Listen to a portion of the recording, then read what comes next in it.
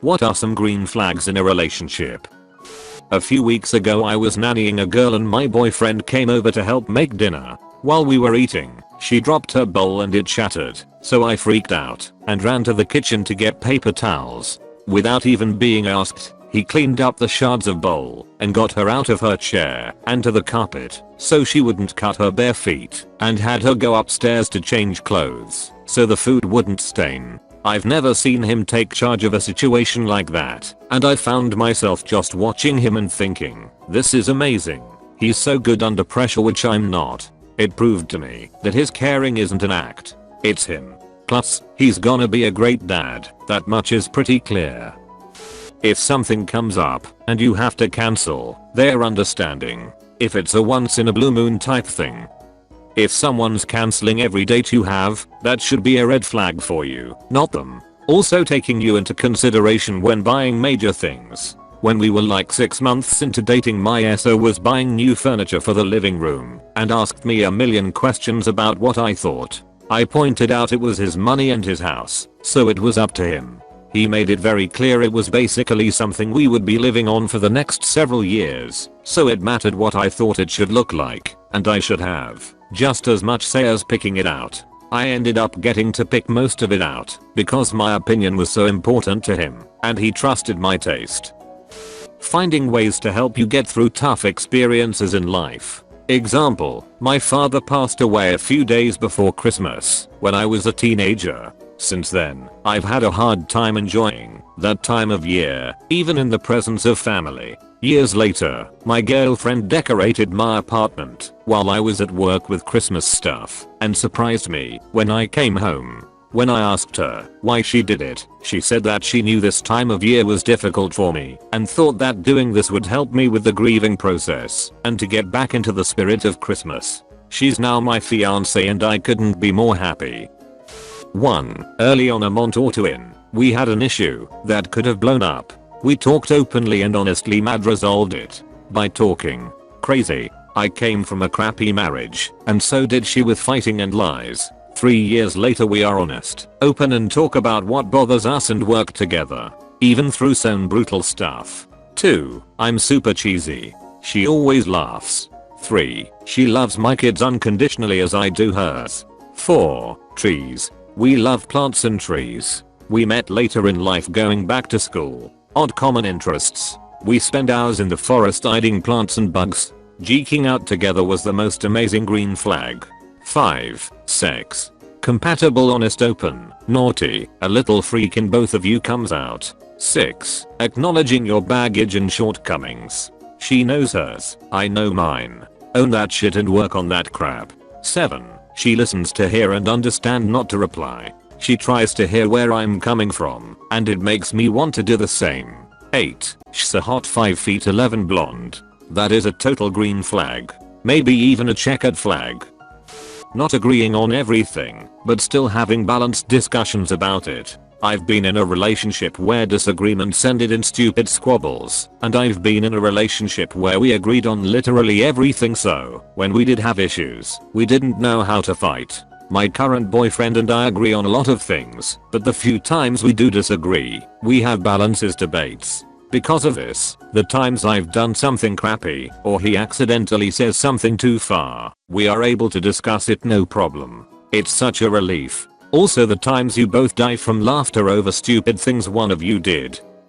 When they can talk about and resolve a serious issue without dismissing it altogether or turning it into an attack. My previous SO would deflect any attempt at discussing a relationship issue or long-term future plans with UN ending, "It's fine and stop worrying" comments until I dropped it. There's nothing wrong in my books with making a little joke here and there to alleviate tension or double checking if there's perhaps a better way or time you could be having the discussion, and you should never assume that your partner magically knows that you're wanting to be serious, but a relationship can't evolve in my opinion without a willingness and ability to stop beating around the bush and have a serious chat when necessary. Respecting the rest of your life. I'm a single parent, and so my single lady life and my home life are very different. When someone takes the time to say, what would it take if I wanted to go to the beach with you for a few days, it means more to me than asking if I want to go to the beach for a weekend, because it shows they know they are only a fraction of my time. Being willing to meet your friends and being willing to introduce you to those. I won't freak with someone who won't meet my friends or gets weird about me meeting those even in a casual situation. That special kind of distracted absent-minded cuddling where you're doing something else or watching something else and then 10 minutes later you realize they are stroking your hand.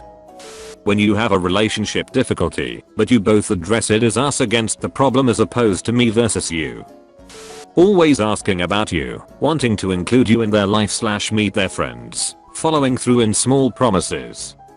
When you do something that annoys, inconveniences, or insults them without realizing it, they tell you about it and ask that you not do it again. On the flip side, when they do something like that to you and you tell them about it, they apologize and accept that they were wrong. When my SO and I were first dating, as in not dating at all but just playing with the idea, someone tried breaking into my apartment. It wasn't anything major, just hear them doing things to my door and trying to get in. They gave up pretty quickly, but I was a young girl alone at 4 AM and someone had just tried to get into my apartment. I tried calling a couple friends but no answer, so I was like freak it, I need someone, and I called my then new beau. He answered immediately. It was 4 AM and he had to work the next day, but he answered immediately and he made no complaints. He just sat on the phone with me for an hour, helping me calm down. He even offered to come by. That willingness to be there for me, even though it was inconvenient for him, was a big contributor to my deciding to date him. When I was doing dishes after dinner, he came and stood next to me and picked up a dish towel and kept talking. I looked at him and said, "What are you doing?" And he said, "Drying dishes." In my 12 years of marriage, my ex had never dried a dish. I honestly had no idea what he was going to do. Had been on 2 dates with this gal and got really sick and had to cancel date 3. I was laying on my couch when I got a knock at the door. Homemade soup, tea, and red box. She was really awesome.